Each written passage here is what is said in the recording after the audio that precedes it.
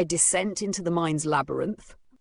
Fyodor Dostoyevsky's Crime and Punishment follows the harrowing psychological journey of Rodion Raskolnikov, a poverty-stricken ex-student in St. Petersburg who conceives a theory to justify a murder for the greater good.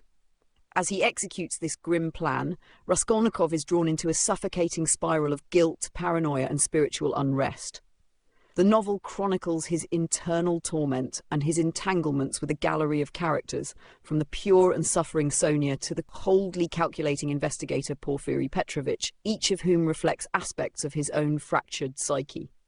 The novel confronts a profound philosophical dilemma.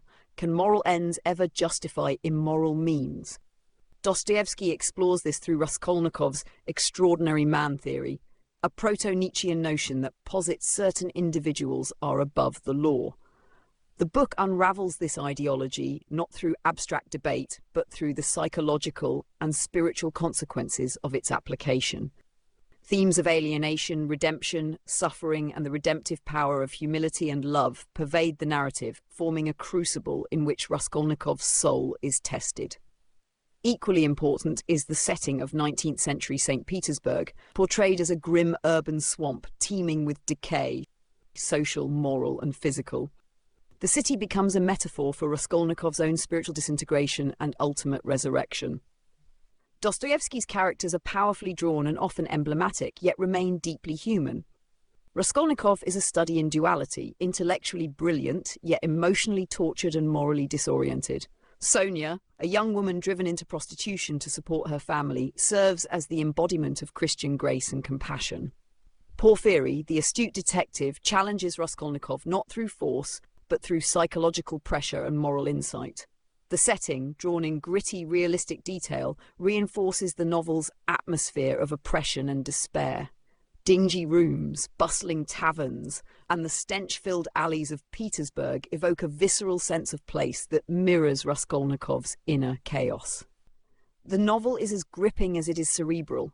While not structured as a traditional mystery, it sustains narrative tension through Raskolnikov's deteriorating mental state and the cat-and-mouse interplay with Porfiry. The most intense moments occur not in action scenes, but in extended dialogues and fevered inner monologues. Readers are held captive by Raskolnikov's conscience, never knowing whether he will confess, break, or flee.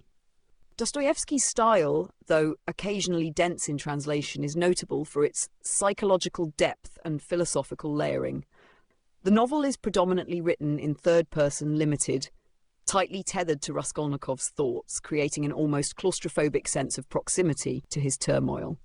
Dostoyevsky blends dramatic narrative with theological and existential inquiry, using repetition, symbols such as dreams and religious imagery, and foils to underscore Raskolnikov's descent and redemption. The most remarkable aspect of Crime and Punishment is its ability to operate simultaneously as a philosophical novel, psychological case study, and suspenseful crime narrative. Dostoyevsky's exploration of the moral consequences of transgression is both unflinching and profoundly empathetic. Sonia's quiet strength, the nuanced morality of Porfiry, and Raskolnikov's tortured introspection all contribute to an unforgettable literary experience. Crime and Punishment is a triumph of psychological realism and moral philosophy, wrapped in a suspenseful narrative structure. It may challenge readers unaccustomed to dense psychological prose or philosophical discourse, but the rewards are considerable. This novel will appeal to readers who enjoy existential questions, character-driven narratives, and classic literature that still resonates with contemporary anxieties about identity, guilt, and justice. Recommended without reservation, particularly for readers of Camus, Kafka, or modern crime fiction with philosophical leanings.